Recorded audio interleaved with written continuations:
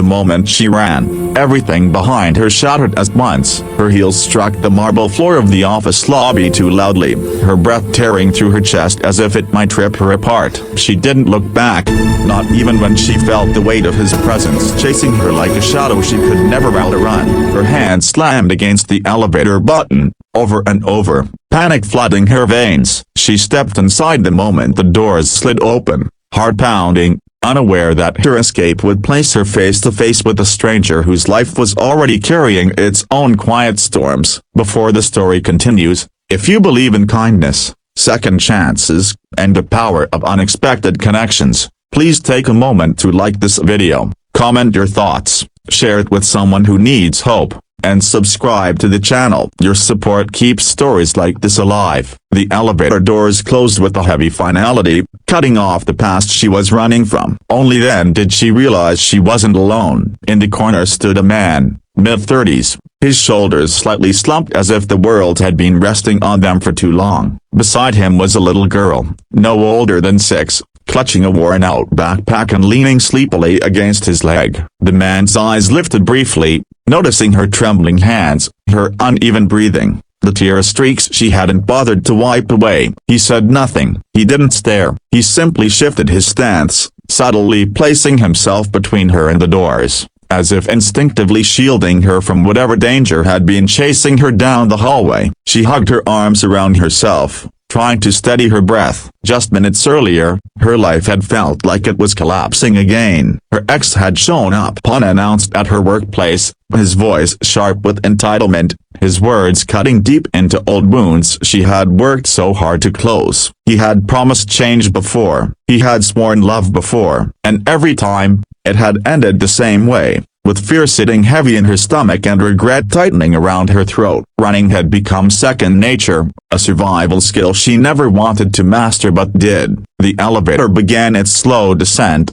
each second stretching unbearably long. She stared at the glowing floor numbers, silently begging them to move faster. Her mind replayed years of emotional bruises, of nights spent convincing herself that maybe she was the problem, maybe she wasn't enough. Therapy had taught her the language of healing. But healing didn't mean the past stopped chasing you. It just meant you learned to recognize the danger sooner. The little girl shifted, rubbing her eyes, her head bumping lightly against her father's arm. He adjusted the strap of the backpack on his shoulder, the gesture automatic, practiced. This was a man used to carrying more than just his own weight. The woman noticed the faint dark circles beneath his eyes, the way his posture held a quiet fatigue. She wondered what battles he fought in silence, what had carved that gentleness into his face. When the elevator jolted slightly between floors, her breath caught again. The man glanced at her, concern flickering across his expression. Without a word,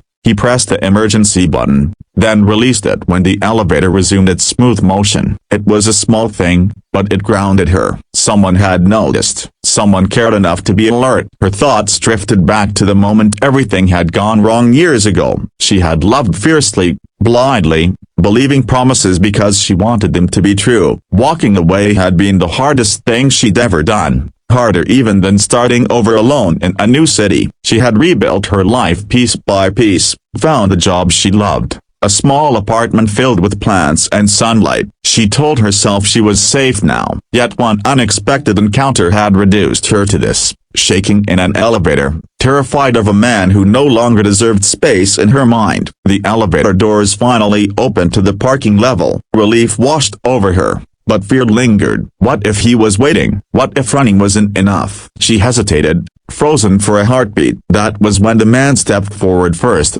his daughter's hand firmly in his. He scanned the area calmly, deliberately, as if ensuring the path ahead was clear. Only after he took a few steps did he glance back, nodding slightly, a silent assurance that it was safe to move. She followed, her legs weak but willing. The parking garage was quiet, the echo of footsteps the only sound. She moved quickly toward her car, hands shaking as she fumbled with the keys. From the corner of her eye, she saw her ex emerge from the stairwell, his expression dark with frustration. Panic surged again, but before she could spiral, the man positioned himself subtly closer, not confrontational, just present. The little girl stood behind him, unaware of the tension, tracing shapes on the concrete with her shoe. The ex hesitated. Something about the scene disrupted his sense of control. A witness, a barrier. He scoffed, muttered something under his breath, and turned away. The woman felt her knees nearly give out as the threat retreated. She leaned against her car, tears spilling freely now, the adrenaline crashing all at once. The man waited until she steadied herself, then nodded again, this time with the soft smile that reached his tired eyes. He didn't ask questions. He didn't demand explanations. He simply existed in that moment with her, offering safety through presence alone. She managed a quiet thank you, her voice barely holding together. He replied gently, telling her to take care, then walked his daughter to their car, buckling her in with the tenderness of someone who had learned love through responsibility. That night, as she drove home, the image of them lingered, the way the man's protective instinct had kicked in without hesitation, the way the little girl had trusted him completely. It stirred something inside her, a reminder that not all connections were built on fear. Some were built on care, on quiet strength. Days passed, but the memory refused to fade. She returned to her routines, yet found herself scanning faces differently,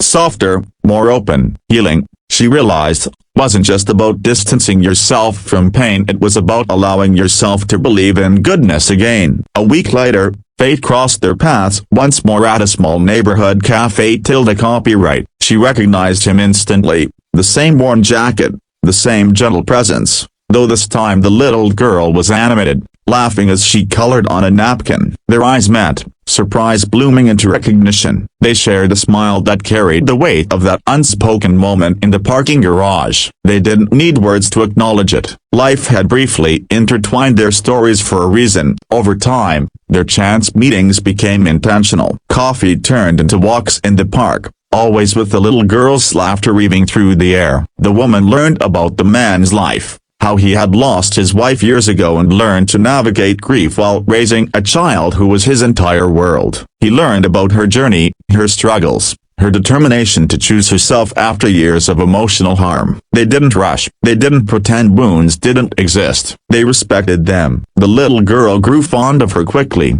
drawn to her warmth, her patience. The woman found herself healing in ways she hadn't expected, learning to trust again, not through grand gestures but through consistency, through small acts of care. The man, too, found comfort in her presence, a lightness returning to his life that he hadn't realized was missing. Love didn't arrive like a storm. It arrived like a sunrise, slow and steady, illuminating corners of their hearts they had kept guarded for so long. They supported each other, not as saviors, but as equals, understanding that strength wasn't the absence of pain but the courage to keep moving forward with it. Near the end of this story, if it has touched your heart even a little, please take a moment to like this video, share it with someone who might need hope, and subscribe to the channel. Your engagement helps bring stories of healing and humanity to more people. As the woman reflected on that night in the elevator, she realized how close she had been to giving up, to letting fear dictate her future once again. Yet one unexpected act of kindness had shifted the course of her life, not because the man rescued her,